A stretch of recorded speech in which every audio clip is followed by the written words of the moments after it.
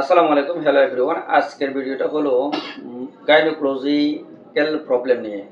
আমার এই ভিডিওটা যদি শুরু থেকে শেষ পর্যন্ত দেখেন, আমি জোর গলায় বলতে পারতেছি যে 60 থেকে 70% মহিলাদের সমস্যার সমাধান এখানে পেয়ে যাবেন। প্রবলেম সবগুলারই সলভ একটা ভিডিওতে করার চেষ্টা করব। Number one, ম্যানোরেজিয়া। ম্যানোরেজিয়া মানে বলেন তো কি? অতিরিক্ত ব্লিডিং হয়। আসলে অনেক মহিলার অতিরিক্ত ব্লিডিং হয়, মাসে 2 বার ব্লিডিং হয়। তাহলে নর্মাল কয়দিন হবে সেটা পরে আলোচনা করতেছে। নর্মাল ব্লিডিংটা 21 থেকে 35 দিনের ভিতরে যদি হয় এবং 2 থেকে 7 দিন যদি ব্লিডিং হয় সেটা হচ্ছে নর্মাল। যদি 7 দিনের জায়গায় 8 দিন হয় সেটাও অ্যাবনর্মাল। আবার 2 দিনের কম যদি ব্লিডিং হয় সেটাও আরেকটা সমস্যা, লেস ব্লিডিং ইন পিরিয়ড, এটাও আমরা আলোচনা করব। ডিসমেনোরিয়া। ডিসমেনোরিয়া মানে মেন্সের সময় প্রচন্ড ব্যথা, ব্যথা যে সহ্য করতে পারতেছে না। ব্যথা একটা করবে, মেন্সের আগের দিন থেকে কিছু ব্যথা করবে, কিন্তু এই ব্যথাটা যদি ওভার এক্সেস হয় তখন এটাকে বলে আমরা কি বলি? ডিসমেনোরিয়া। মেনোপজ। মেনোপজ মানে 45-40 বছর পরে ইস্ট্রোজেন প্রজেস্টেরন এই হরমোনের কারণে মহিলা, আর টেস্টোস্টেরন হরমোনের কারণে আমরা পুরুষ। এই ইস্ট্রোজেন প্রজেস্টেরনেই কি করে আমাদের এন্ডোমেট্রিয়াম এটা একটা লেয়ার তৈরি করে। হ্যাঁ, আমি এটা আঁকি এখন দেখাবো। তো এই হরমোনটা বন্ধ হয়ে যায়। হরমোনটা যখন 40-45 বছরের পরে বন্ধ হয়ে যায় তখন এটাকে বলে মেনোপজ। যখন এই হরমোন বন্ধ হয়ে যায় তখন ওই এন্ডোমেট্রিয়ামটা তৈরি হওয়া বন্ধ হয়ে যায়, লেয়ারটা তৈরি হওয়া বন্ধ হয়ে যায়। তখন তাদের কিছু সমস্যা দেখা যায়, মানসিক সমস্যা, স্ট্রেস, এই জিনিসগুলো পরে আমরা ওবিসিটি, স্বাস্থ্য বাড়ি যাওয়া, এই মেনোপজ। আমরা 45-40 বছর পরে তখন তার যৌন চাহিদা কমে যায়, তখন তার ড্রাইনেস হয়। এই সমস্ত সমস্যাগুলো কিভাবে আমরা সলভ করবো? ঠিক আছে। Irregular period. ইরেগুলার পিরিয়ড মানে কি? আমরা জানি যে কি, এই যে বললাম 21 থেকে 35 দিনের মধ্যে পিরিয়ড হওয়া এটা হচ্ছে নর্মাল। যদি এই 21 থেকে 21 দিনে 1 মাসে 2 বার পিরিয়ড হচ্ছে, অথবা 1.5 মাসে একবার পিরিয়ড হচ্ছে, 2 মাসে একবার পিরিয়ড হচ্ছে, এই ইরেগুলার। তাহলে 21 দিনে 35 দিনের মাঝামাঝি পিরিয়ড না হইয়া কি হচ্ছে, 21 দিনের কম হইতেছে, অথবা 40 দিনে হইতেছে, 50 দিনে হইতেছে, এটা বলে যে কি ইরেগুলার পিরিয়ড। ঠিক আছে। তাহলে এই যে কি ইরেগুলার পিরিয়ড, এটার জন্য আমরা কি ট্রিটমেন্ট দিব? ঠিক আছে। আরেকটা হচ্ছে কি রেজিয়া। এটার ভিতরে দেখেন 3 থেকে 4টা ফ্যাট যদি চেঞ্জ করে তাহলে ঠিক আছে। হ্যাঁ, তো এখন যদি মনে করো 2 ঘন্টার ভিতরে যদি ফ্যাট বেশি 2 ঘন্টার ভিতরে ফ্যাট চেঞ্জ করতে হয়, 2 ঘন্টা হয়েছে ফ্যাট চেঞ্জ করতেছে, তখন এটা আমরা মনে করবো যে কি অতিরিক্ত ব্লিডিং। সেটার জন্য আমরা কি ট্রিটমেন্ট দিব? এই কারণগুলো কি দেখেন, এই সমস্ত সমস্যাগুলোর কারণগুলো হলো যে কি, যদি কোনো ইনফেকশন থাকে, ঠিক আছে, তারপরে কি হরমোনাল প্রবলেম থাকে, আমাদের থাইরয়েড হরমোন থেকে হরমোন সিক্রেশন হয়, হাইপারথাইরয়েডিজম, হাইপোথাইরয়েডিজম, তাই না? এই হরমোনাল, তখন আমরা পরীক্ষা দিব কি, এই যে ডিএইচএস পরীক্ষা দিব। সিবিসি কেন দিব? এই যে অতিরিক্ত ব্লিডিং হওয়ার কারণে তার হিমোগ্লোবিন কমে যাচ্ছে কিনা, কমে গেছে কিনা, এটা আমরা দেখবো। ঠিক আছে। তারপর যাই টিউমার। যদি জরায়ুতে কোনো টিউমার থাকে, ফেলভিকে টিউমার থাকে, ওভারিতে টিউমার থাকে, টিউমার থাকলে তখন অতিরিক্ত ব্লিডিং হবে। তারপরে যাইয়া সিস্ট। যদি ফলিকুলার সিস্ট আছে, চকলেট সিস্ট আছে, এই সিস্টগুলো কেন হয়? কতগুলো এই যে এই সিস্টগুলো যদি আমি বুঝাইতে বলি, এই দেখেন, এই এখন এখানে দেখি, এটা আবার এই যে এখানে এটা কি, এই লেয়ারটা এন্ডোমেট্রিয়াম, আমরা শিখেছি না? এটা অর্গান এন্ডোমেট্রিয়াম। এন্ডোমেট্রিয়ামে কি হয়, কতগুলা ইস্ট্রোজেন প্রজেস্টেরনের কারণে কি তৈরি হয়, এই যে এন্ডোমেট্রিয়ামটা তৈরি হয়। এই এন্ডোমেট্রিয়ামটা তৈরি হওয়ার পরে যাইয়া কি হয়, তখন এই 21-35 দিনের ভিতরে এটা আবার কি হয়, এই লেয়ারটা আবার এটা খসিয়ে এটা জরায়ুর মাসিকের রাস্তা দিয়ে কি হয়ে যায়, বের হয়ে যায়। এটাতে আমরা মিন্স মনে করি, তাই না? এই যে লেয়ারটা এখানে তৈরি না হইয়া যদি এই যে ফ্যালভিকে তৈরি হয়, ওভারিতে তৈরি হয়, অর্থাৎ এখানে যদি আপনার এই জায়গাতে তৈরি না হইয়া জরায়ুতে, ইউটেরাসে তৈরি না হইয়া অন্য জায়গাতে তৈরি হইলে, সেটাই হইলো যে কি, তৈরি হলে কি হয়, তখন সিস্ট তৈরি হয়, চকলেট সিস্ট তৈরি হয়।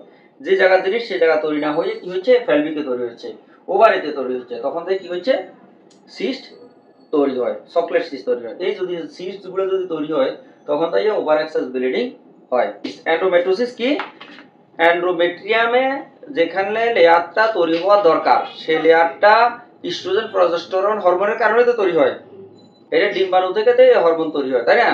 তো এই তৈরি হরমোনটা যদি এখানে তৈরি না হইয়া, এন্ডোমেট্রিয়ামটা এখানে তৈরি না হইয়া যদি ফ্যালভিকে তৈরি হয়, ওভারিতে তৈরি হয়, অন্য জায়গাতে তৈরি হয়, তখন সেখানে কি হয়, ইনফেকশন হয়, সিস্ট তৈরি হয়, চকলেট সিস্ট তৈরি হয়, বিভিন্ন প্রবলেমগুলো দেখা দেয়। তো ওই জায়গাতে যদি তৈরি হয় এন্ডোমেট্রিয়াম, তো এখান থেকে লেয়ারটা তৈরি এখানে হবে, অন্য জায়গাতে যদি হয় প্রস্রাবের সাথে রক্ত যায়, ওভার এক্সেস ব্লিডিং হয়, তখন সেটাকে আমরা কি বলবো, এন্ডোমেট্রোসিস। কি বলবো? এন্ডোমেট্রোসিস। এন্ডোমেট্রিয়াম থেকে কি হচ্ছে, এন্ডোমেট্রোসিস। 10%, শতকরা 10% মহিলাদের বর্তমানে এই সমস্যাটা দেখা দিচ্ছে, এন্ডোমেট্রিওসিস দেখা দিচ্ছে। তারপরে দেখা আনকমপ্লিট অ্যাব্রশন, মানে অনেকে কি করছে, অ্যাব্রশন বাচ্চা নষ্ট করার জন্য ওষুধ খাইছে, বিভিন্ন ধরনের 72 ঘন্টার ফিল, 5 দিনের ফিল খাওয়ার পরে বাচ্চা ক্লিয়ার হয় নাই, তখন এই আনকমপ্লিট আমরা আল্ট্রাসোনোগ্রাফি করে দেখবো।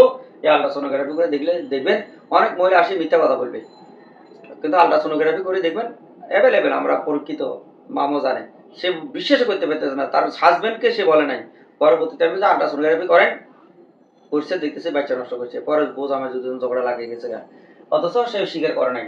তাহলে আনকমপ্লিট অ্যাবর্শন। সাইকোলজিক্যাল প্রবলেম, যারা মানসিক রোগী তাদেরও মানসিক সমস্যা দেখা দেয়, স্ট্রেস থাকে, হতাশা, অ্যাংজাইটি, ডিপ্রেশন, তাদেরও কিন্তু শরীরের বিভিন্ন ধরনের সমস্যা দেখা দেয়, তখন তাদেরও এই প্রবলেমগুলো দেখা দেয়, অতিরিক্ত ব্লিডিংগুলো হয়। তারপরে ফিল এই যে 3 দিনের ফিল, 72 ঘন্টার ফিল, এই জাতীয় ফিলগুলো যারা নিয়মিত খায়, ঠিক আছে, বিভিন্ন কারণে খায়, তাদের এই প্রবলেমগুলো দেখা দেয়। তারপরে যাই কি, এই যে আইইউডি, এখানে যে আমরা যে একটা রাবার মতো যে ঢুকায় 3 বছরের জন্য, এই জাতীয় যদি ইয়াগুলা দেয়, কি বলে, রাবারগুলা দেয়, কাঠিগুলা দেয়, যেটা আমরা কাঠি বলি 3 বছরের, এগুলোর কারণে এই প্রবলেমটা হয়।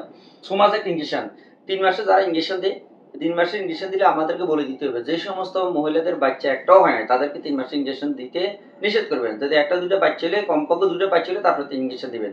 3 মাসের ইঞ্জেকশন যখন 3 বছর 2 বছর দিই, প্রথমে বিয়ে করার পর চিন্তা করে আমরা প্রথম 2-3 বছর আমরা বাচ্চা নিব না, আমরা আসলে এস্টাবলিশ হয়ে সেট আপ হয়ে এই হই সেই হই, তখন যে 2-3 বছর ইঞ্জেকশন দেওয়ার পর আর বাচ্চা হয় না, এই জন্য 2 বাচ্চা হওয়ার পর তখন 3 মাসের ইঞ্জেকশন দিবে। 3 মাসের ইঞ্জেকশন দিলে কি হবে, ইরেগুলার মিন্স হবে, আবার মিন্স হলে ব্লিডিং বেশি হবে, এগুলো বুঝে বলে দিতে হবে, ঠিক আছে, এই প্রবলেমগুলো এই সমস্ত কারণ। তাহলে এখন আমরা পরীক্ষা কি দিব, সিবিসিটা দিব, হরমোন টেস্টটা দিব, আল্ট্রাসোনোগ্রাফি করে দিব যে কি তার আসলে প্রবলেম রাখে, সিস্ট, টিউমার, না সে বাচ্চা নষ্ট করছে। তাহলে সব আমরা আল্ট্রাসোনোগ্রাফিটা তাদের জন্য কি লোয়ার অ্যাবডোমেন ফরস ল্যাপারোস্কোপি করিয়া দেখবো যে কি সিস্ট এবং চকলেট সিস্টগুলো, টিউমারগুলো কত সাইজ, কতটুকু ইনফেকশন হয়েছে, সিস্টটাকে সিস্টেটিস হয়েছে কিনা, ইনফেকশন হয়েছে কিনা, এটার সিস্টটা কত বড়, এই সব কিছু আমরা ল্যাপারোস্কোপির মাধ্যমে দেখতে পারবো। তো ল্যাপারোস্কোপি সার্জারির মাধ্যমে আলাদা সার্জন আছে, মহিলা ডাক্তার, ওনারা এটাকে কি করবে, রিমুভ করে নিয়ে যাবো। সিস্ট যাদের হয় মাথা রাখবেন, তাদের বারবার এটা রিকার হয়। কথা দেখছে, সিস্ট হইলে এটা মাথা রাখবে যে আপনার এটা আবারও হইতে পারে, কারণ তারা একজন আপনারা গাইনোকোলজিস্ট, একজন ডাক্তারের কাছে, স্পেশালিস্ট ডাক্তারের কাছে দিয়ে পরিপূর্ণ ট্রিটমেন্ট নেবেন। তাহলে আমরা এই সমস্ত সমস্যার জন্য ইরেগুলার মিন্স বুঝলাম, less bleeding period. Less bleeding period তো বুঝছেন, ব্লিডিং কি হচ্ছে, 2 দিনের কম হচ্ছে, এটার সমস্যা। কেন ব্লিডিং কম হচ্ছে, তার স্বাস্থ্য বেশি, অথবা সে মানসিক সমস্যা ভুগতেছে, অথবা তার আয়রন কম, এগুলার কারণে তো। তাহলে আমরা মেনোপজের ট্রিটমেন্টটা না, ডিসমেনোরিয়া, মেনোপজিয়া, তারপরে ইরেগুলার পিরিয়ড, এই 3টা সমস্যার সমাধান আমরা কি দিব, একটা ট্রিটমেন্ট দিয়ে আমরা সমস্যার সমাধান দেব। তাহলে হরমোনাল প্রবলেম যদি হয়, বিশেষ করে আমরা কি বলছি, যদি estrogen, progesterone hormone, thyroid hormone, বিভিন্ন রকমের হরমোন আমাদের শরীর থেকে বের হয়, হ্যাঁ, এন্ডোক্রাইন সিস্টেম আমরা পড়েছি। তো আমরা প্রথমে আমরা একটা হরমোন থেরাপি দিব, হরমোন থেরাপি দেওয়ার পর এগুলো সমস্যার সমাধান হবে, না হলে পরে আমরা পরীক্ষা দিতে পারবো, ঠিক আছে। সব গরিব মহিলা, গার্মেন্টসের রিক্সার ড্রাইভার, ওনার ওয়াইফ, এরা তো এত পরীক্ষা নিরীক্ষা করতে নাও পারে, ডাক্তার কাছে নাও যেতে পারে। আপনারা যারা প্রাইমারি চিকিৎসা করবেন, সুনির্দিষ্ট ট্রিটমেন্ট যেভাবে করবেন, সেটা হলো কি, তাহলে কি ম্যানোরেজিয়া, অতিরিক্ত ব্লিডিং হচ্ছে, তারপরে যে প্রতি মাসে মেন্সের সময় প্রচুর ব্যথা করে, হ্যাঁ, সেটা মেরিড আনমেরিড দুটোই হতে পারে, ইরেগুলার পিরিয়ড, তো তাদের ক্ষেত্রে আমরা নন ইথিস্টেরন, এই যে নরমেন্স যে ট্যাবলেটটা আমরা সবাই জানি, সব মহিলা নাম এটা শুনছে নরমেন্স, এই ট্যাবলেটটা আমরা দিব। কিভাবে দিব, এই নরমেন্স ট্যাবলেটটা 3 বেলা দিব, এই 3 বেলা, ঠিক আছে, 21 দিন দিব, 21 দিন বলবেন খাবে, তারপরে যে 7 দিন বন্ধ, 7 দিন কি বন্ধ, অষ্টম দিন থেকে, আবার 21 দিন, 3 বেলা করে, কতদিন, 3 বেলা করে, 3 মাস, এভাবে। তাহলে কি এই নরমেন্স ট্যাবলেটটা, অর্থাৎ রিমেন্স কোন কোম্পানির, পপুলার, নরমেন্স কোন কোম্পানির, রেনাডার, 3 বেলা করে কয়দিন দিব, 21 দিন দিব, 7 দিন বন্ধ রাখবো, অষ্টম দিন থেকে আবার সে শুরু করবে, এই 7 দিন মিন্স হবে, অথবা 2 দিন মিন্স হোক, 3 দিন মিন্স হোক, যাই মিন্স হোক, অষ্টম দিন থেকে আবার 21 দিন খাবে, 7 দিন বন্ধ রাখবে, আবার 21 দিন খাবে, 7 দিন বন্ধ রাখবে, এইভাবে 3 মাস সে একটানা খাবে, দেখবেন তার মিন্সটা এবারে নিয়মিত হবে। এরপরে যদি এই সময় আবার কি হবে, এই সময় তার কনসিভ হওয়ার সম্ভাবনা আছে, তখন তার কন্ডম ব্যবহার করবে, সে পদ্ধতিগুলো নেবে, এবং মিন্সের আগে কয়দিন সে মিন্সের প্রথম দিন থেকে কয়দিন সেবে, এটা নিয়ে আলাদা একটা ভিডিও করেছি, সেগুলো দেখবেন। বললাম এই যে হরমোন থেরাপি দিলাম, এখন তার কি হচ্ছে, ব্যথা হচ্ছে না, এখন ব্যথা হয়তো ডিসমেনোরিয়ার ক্ষেত্রে খুব প্রচন্ড ব্যথা হয়। তো ব্যথার ক্ষেত্রে আমরা কি দিব? মিফেনামিক অ্যাসিড, এইচপিআর 250 মিলিগ্রাম, ডিএসটা হলো কত মিলিগ্রাম? 500 মিলিগ্রাম। এটা 2 বেলা অথবা 3 বেলা দিব, সাথে একটা অ্যান্টি আনসার দেব ব্যথার জন্য। এখন এটা এই নরমাল ব্যথা নয়, প্রচন্ড ব্যথা, খুব বেশি ব্যথা, হয়তো কোনো একটা কজ আছে, ইনফেকশন আছে, তখন আমরা কি দিব? সাথে অ্যান্টিবায়োটিক দিব। আর ব্যথা যদি খুব বেশি হয় ভোল্টালিন সাবস্টিটিউট দিব, তাতে টাইমোনিয়াম মিথাইল সালফেট দিতে পারবো, অ্যালজিন বিস্ট্রালজিন এটা দিতে পারবো। এখন তাহলে এই যে অতিরিক্ত সে ব্লিডিং হচ্ছে, প্রতি মাসে দেখুন 5-6 মাস থেকে তার ব্লিডিং হচ্ছে, আপনার কাছে থেকে ট্রিটমেন্ট নেয়, ডাক্তার কাছে জানেন, তার এনিমিয়া, চোখ দেখিয়ে দেখতেছেন এনিমিয়া, রক্ত স্বল্পতা, সিবিসি পরীক্ষা করে দেখতেছেন হিমোগ্লোবিন কম, তখন তাকে একটা আয়রন দিতে হবে না? অনেক সময় আয়রনের কারণে ব্লিডিং কম হয়, 2 দিনের কম হয়, প্রতি মাসে ব্লিডিং 2 দিনের থেকে কম হচ্ছে। তাহলে আয়রনের কারণে যদি হয়, আমরা সন্দেহ করবো, তার আমরা একটা আয়রন ক্যাপসুল দিয়ে দিব। ফুল কেটা আমি লিখেছি এসএমসি, এটা অন্যান্য দেশগুলোতে একটা 18 টাকা, বাংলাদেশে 60 টাকা না 5 টাকা কম দিয়ে রাখতেছে, যাতে করে এটা ভর্তুকি দিয়ে বাংলাদেশের মহিলাদের জন্য দিতেছে। আচ্ছা, এখন যে ব্লিডিং তো বন্ধ করতে হবে, ঠিক আছে, এটা তো হরমোনাল প্রবলেম সমাধান করতেছে, কিন্তু অতিরিক্ত ব্লিডিংটা তাকে তো বন্ধ করতে হবে না, তো সে এনিমিয়াতে চলে যাবে, রক্ত স্বল্পতা চলে যাবে, তখন তাকে ট্রানএক্সামিক অ্যাসিড দিব, ট্রাক্সিল ক্যাপসুল দিব, 3 বেলা করে 3 দিন দিব। ট্রাক্সিল ইনজেকশন আছে, খুব বেশি ব্যথা হলে ইনজেকশন দিব। যদি খুব বেশি দুর্বল হয়ে যায় তাকে কি দিব? হার্টসল দিয়ে দিব। কি? হার্টসল স্যালাইন দিয়ে দিব। স্যালাইন দিলে তার দ্রুত দুর্বলতাটা কেটে যাবে। তাহলে আমরা কি দিব পরীক্ষা? CBC, THS, ultrasonography, lower abdomen, laparoscopy. তাহলে দেখেন ট্রিটমেন্টটা কিন্তু এটার ভিতরে চলে এসেছে। মেনোরেজিয়ার ট্রিটমেন্ট, ডিসমেনোরিয়া ট্রিটমেন্ট, মেনোপজের ট্রিটমেন্টটা আমি বলতেছি এখন। ইরেগুলার মিন্স লেস ব্লিডিং, এগুলোর জন্য ট্রিটমেন্ট একটাই দিয়ে দিলে হয়ে যাবে। মেনোপজ কি? আমি বললাম 45, 40, 50 বছর পরে তার কি হয়? মেনোপজ মানে মিন্স বন্ধ হয়ে যায়, ইস্ট্রোজেন প্রজেস্টেরন হরমোন তৈরি বন্ধ হয়ে যাবে। তাদের জন্য আমরা অনেক ম্যানেজমেন্ট আছে, মানসিক সমস্যা হয়, তাকে আমরা তার ফ্যামিলির সাথে একটা খিটখিটে মেজাজ হয়ে যায়, তাদের জন্য আমরা সাধারণত মানসিক প্রশান্তির জন্য তাকে আমরা একটা ট্যাবলেট দিব। এই ট্যাবলেট টিআইবিও টিবো, ঠিক আছে, এটা পপুলার ফার্মাসিউটিক্যাল সম্ভবত, এটা ডেলি একটা করে কন্টিনিউস করবো। এটার জন্য আমি আলাদা ভিডিও করব। আপাতত এইগুলাই আমরা এখন শিখলাম, জানলাম। আশা করি বুঝতে পেরেছেন। ভিডিওটা যদি আসলে উপকৃত হয় মনে করেন, তাহলে লাইক কমেন্ট শেয়ার করতে ভুলবেন না।